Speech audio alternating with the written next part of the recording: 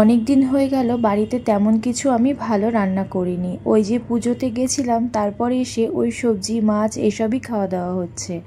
তাই এই সপ্তাহে আগে থেকেই ভেবে রেখেছিলাম রবিবার দিন একটু ভালো কিছু রান্না করব।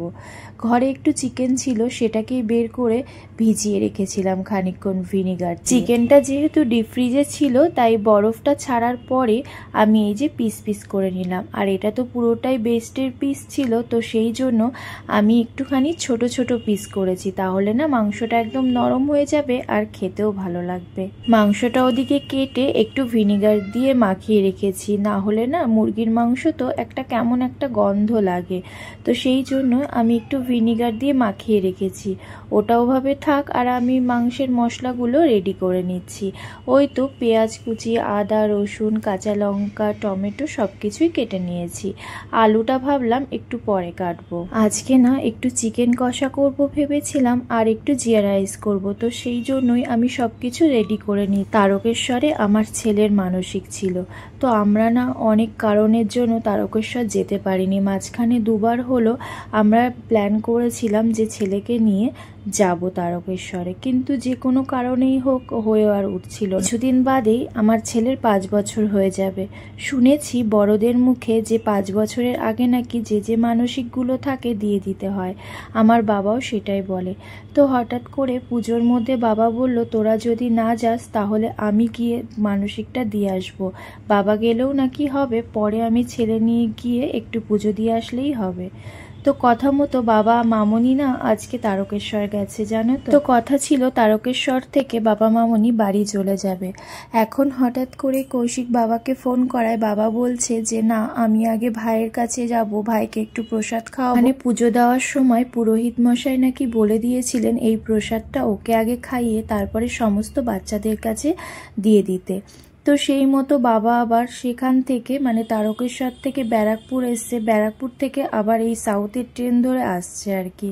জানো তো আমার বাবা আমার জীবনে যে কতটা মুশকিল আসান সেটা তোমাদের বলে বোঝাতে পারবো না।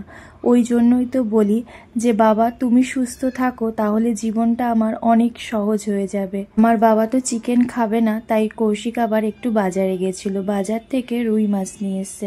বাবা রুই মাছটা বেশি পছন্দ করে। আমার ঘরে ভেটকি মাছ রয়েছে, বাবা না সামুদ্রিক মাছ একদম খেতে পারে না। একটুখানি মুগ ডাল ভেজে নিলাম, তো মুগ ডাল করব, আর ওই যে মাছটা নিয়ে এসে দিয়েছে মাছটা করব, মাছের কারি করব, আর একটু জিরে রাইস করব।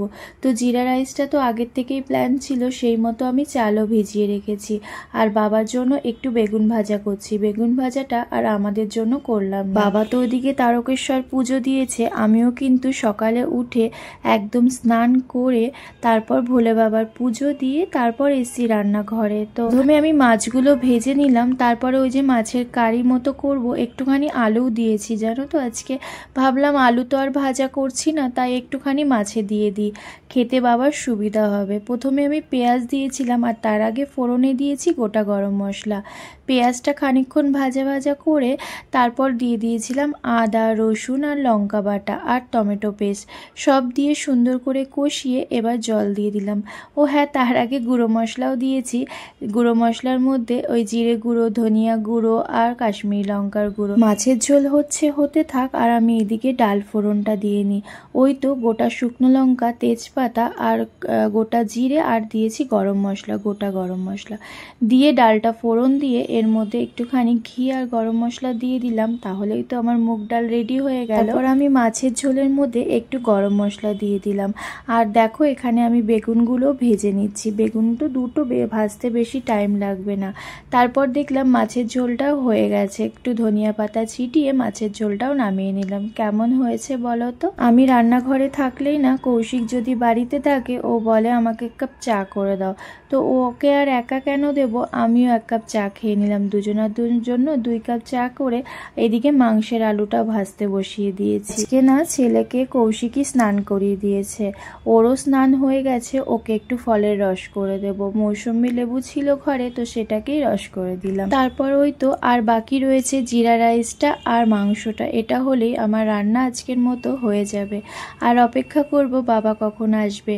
ফোনে দেখলাম বাবার ট্রেনটা প্রায় কাছাকাছি চলে এসছে। ওদিকে দেখো মাংসটা সাইড করে দিয়েছি, ওটা শুধু কষা হবে আর ঝোল দেব। আর তার মাঝখানে কৌশিক আবার বলছে আমাকে 2 পিস মাংস দাও, একটু কষা খাবো। জিরা রাইস করা একদমই সহজ। ফোড়নে একটু বেশি গোটা জিরে আর কাঁচা লঙ্কা আমি একটা চিড়ে দিয়েছি, তোমরা চাইলে একটু বেশি দিয়ে দিও। আমার তো ছেলে খাবে, ঝাল হলে একদমই খেতে পারবে না। একটু ঝাল হলে জিরা রাইস খেতে বেশি ভালো লাগে, কিন্তু আমার ঘরে আর উপায় নেই। আর নামানোর আগে ওই তো একটু ধনিয়া পাতা দিয়ে দিলাম। এদিকে আমার রাইসটাও রেডি। ভাবলাম ডাল তো হবেই, তাহলে একটু পাঁপড় ভাজা করে নিই। চলো তোমাদের দেখিয়ে দিই আজকের রান্নাগুলো। এই তো মাছ, মাংস, তার সাথে রাইস, ডাল আর 2 রকম ভাজা। আমার তো রান্না হয়ে গেছে। ভাবলাম বাবা যতক্ষণ না আসে রান্নাঘরটা ক্লিন করে নিই, বাবা আসলে বাবার সাথে গল্প করব। রান্নাঘর ক্লিন করা শেষ, আর বাবাও দেখো চলে এসছে, একদম পুজো করে চলে এসছে। নাতিকে কতটা ভালোবাসলে বলো।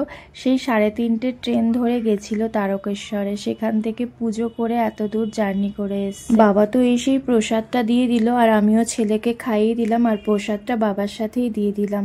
বাবা ওখানে সমস্ত বাচ্চাদের, বাবা একটু রেস্ট নেওয়ার পরেই বাবাকে খেতে দিয়ে দিলাম, কারণ একটু পরেই বাবা আবার বেরিয়ে যাবে। তো বাবার ট্রেন রয়েছে ওই 3:15 নাগাদ, তো তার আগে বাবা একটু খেয়ে নেবে। খেয়েই বাবা এই দেখো রেডিও হয়ে গেছে বেরোনোর জন্য। এবার চলো বাবাকে একটু ছেড়ে দিয়ে আসি নিচে। তাহলে ভিডিওটা আমি এখানেই শেষ করে দিচ্ছি। ভালো লাগলে লাইক কমেন্ট করে জানাতে ভুলো না, আর প্লিজ ফলো করে আমার পাশে থেকো। সবাই অনেক ভালো থেকো, সুস্থ থেকো আর সাবধানে থেকো। Tata, bye bye.